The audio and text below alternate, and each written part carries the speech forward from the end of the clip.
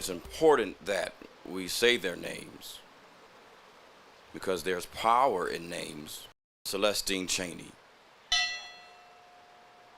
Our hearts still ache after the violent racist attack that took 10 black lives and injured 3 others.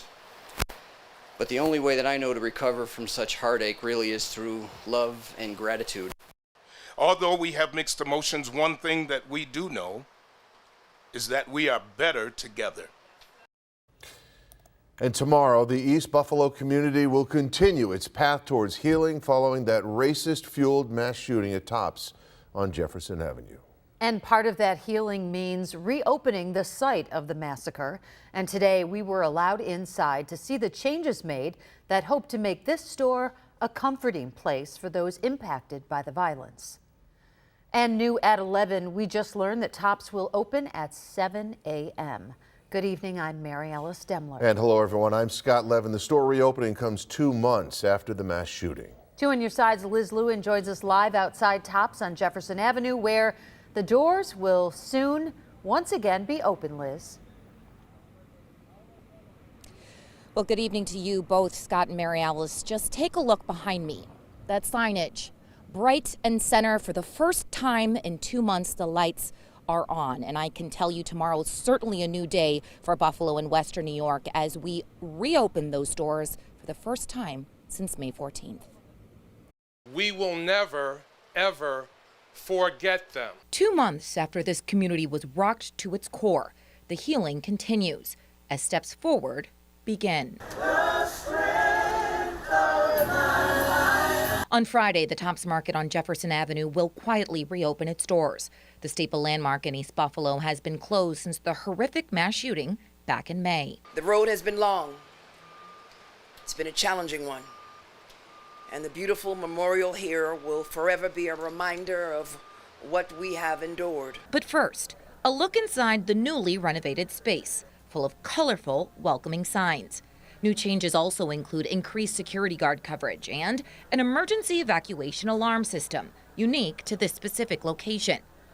There's been much discussion about whether or not this store should reopen. But after much input, Tops executives, including President John Persons, decided a new location would have taken far too long to build, especially given the immediate needs of this community.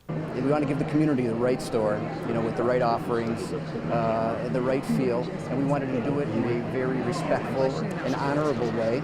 And that was really our driving motivation. City, state, and community leaders joined neighbors for a solemn ceremony before the tour, where the victims were honored. And before heading inside, the crowd's voices united, uplifting a powerful interpretive dance just as the music gave out.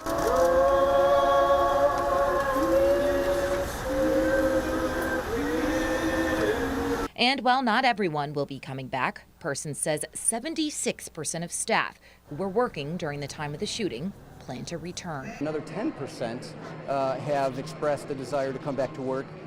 They're just not ready yet, and that's perfectly acceptable. We want our associates to come back to work when they feel ready.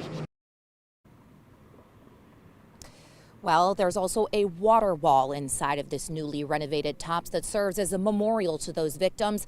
I can tell you, as for outside here, the city and Tops are still working together to figure out the right timing and the right thing to do for this community. But as a Buffalonian, I can tell you this, we won't stop showing up, flowers in hand. Here on Jefferson Avenue, Liz Lewin, Channel 2 News. Thank you very much, Liz. Well, reopening the Jefferson Avenue store will be challenging for so many, including for those who were working the day of the shooting, like Tops produce manager Rose Wysocki. 2 on Your Side was first to speak with her following the attack. She barricaded herself in a back room on May 14th and survived. She says it has been challenging ever since, but understands the importance of reopening. I haven't had a good night's sleep since this whole thing happened. It's just a nightmare. I can't just walk away because they depend on us. We made a commitment to them when we opened the doors 19 years ago. Wysocki told 2 on Your Side she spoke to the accused gunman months before the shooting.